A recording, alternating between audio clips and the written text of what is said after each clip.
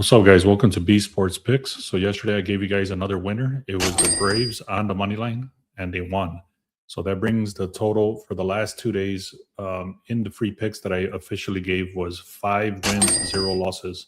I did mention other teams. So if you would have took the other teams, you would have had 3 wins and 1 loss. It's very choppy. I'm actually might stay away from a lot of these games because there's a lot of contradiction. But the reason I'm staying away from it, you guys can take it if you want. It's up to you. I'm going to give you the risks involved with that one, but you guys can check that out if you want. I'm also going to definitely give you at least one play, which is the no-run first inning, which is one of the best ones that I see on the board today. All the games in general are contradicting. So let me get right into it. So let me quickly go over what's a break-even day because of the odds. We did have Cedric Mullins to get a hit. We had the Braves to win, like I shared that one for free. I did talk about the Brewers, Chiriot to get 1 hit each. They ended up getting that. The Twins and the Astros I talked about, I gave that one away over 8.5. They ended up scoring 11. We had the Phillies and the Pirates on the under, and then we had some soccer stuff for both of these games there. I'm not counting the soccer stuff, just in general, and the VIP was a 6 and 4 day. This is exactly what I talked about yesterday's video. So if you would have copied every bet that I talked about, it was a 7 and 1 in the last 2 days. So again, that was Minnesota and Houston on the Milwaukee, and then Atlanta right there. And then the one I talked about which screwed us over because I messed up too. I put it in several different parlays, which was Miami. They were supposed to be the easiest one of them, I should say, not a lot of them. The other thing with yesterday that kind of brought us down was Ohtani was one of the best batters. He did not get a hit. Luis Arias has been one of the best batters in baseball for many years, and he did not give it. It was a super lopsided game, and they were not supposed to lose this game, but they did. So that's what kind of threw us off and caused the four losses over here.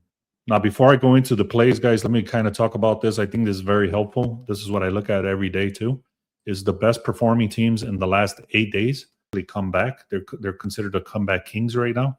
And what's crazy is that they won the game yesterday like 23-4 or something ridiculous like that.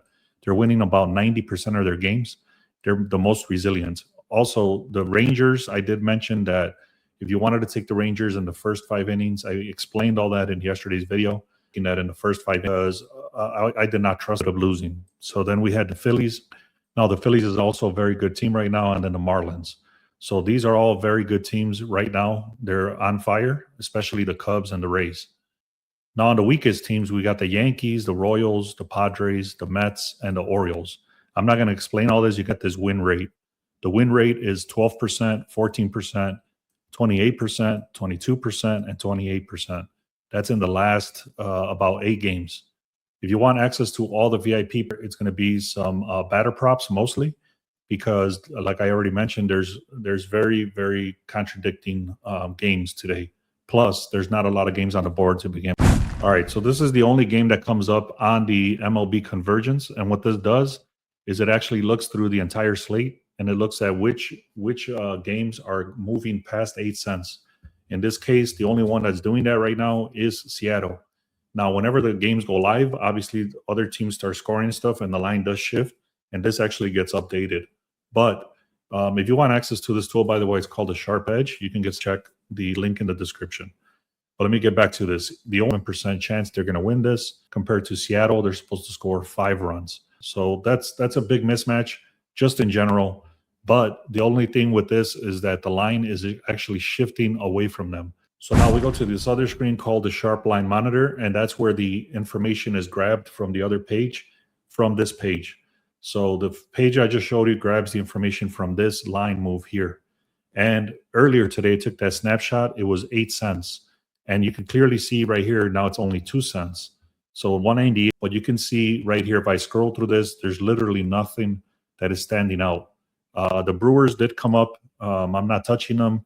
There's a lot of contradictions in that game. There's only a few games in here to start with. So there's not a lot of games to begin with. So in these type of scenarios, I don't like to force anything. And you can see the line movement already updated, and the Mariners not even showing up over here anymore.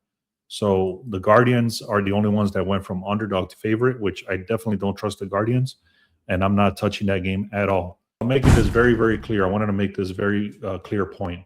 If there's nothing on the board, then you don't need to force anything. I do have some batter props Those are going to be in the VIP. I'm going to give you guys one play as I promised, which is going to be the no-run first inning on one of these games. I'm going to explain that game. I'm going to explain the play.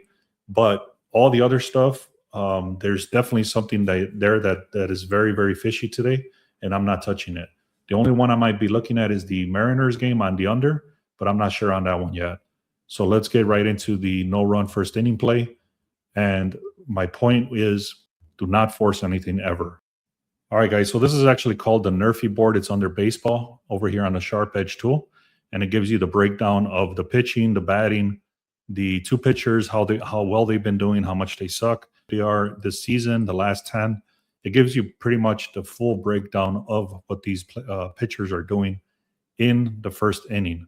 On the opposite side, you got the batting lineup, the top three over here, and it gives you the breakdown of how well they're doing against this pitcher.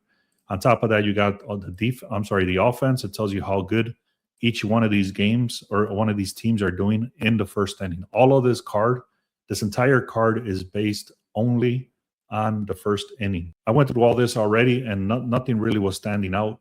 The Pirates did look decent, but I'm going to skip that one. How good these players are, just the pitching alone. So if we click out of there, you can see Chase Burns. He's got 4 games in a row where they did not get a run in the first inning. Jacob Mizorowski, I explained this guy before in other videos. If you watch my other videos, he is one of the best pitchers in baseball right now. Almost 105.5 miles an hour. So it's very, very, very difficult to get a hit off of this guy. You can see the numbers show it. 1.84 FIP, which is insane. 2.79 ERA. Strikeouts is 43% and only 10% base on balls. So I'm not going to count these, but that's the amount of games that he's gotten in a run in the first inning. On top of that, you just see all this green over here. I'm not going to explain every single one, but the career, the park, the season, and the last 10, all of that is green. Now we look at the offense. The offense against this pitcher specifically in the first inning.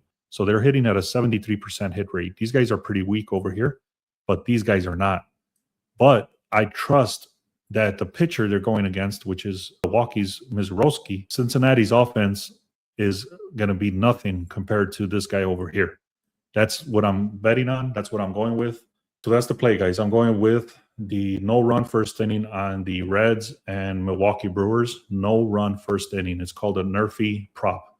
The reason I'm doing that, again, is even though Cincinnati has the 9th best offense and they've gotten runs in the first inning in the last 2 games, I trust that Mizorowski can shut that down regardless. Again, don't force anything. That's what I'm going with. That's what we have. If you want the rest of the plays, I do have some props. I did have a few guys getting 1 hits.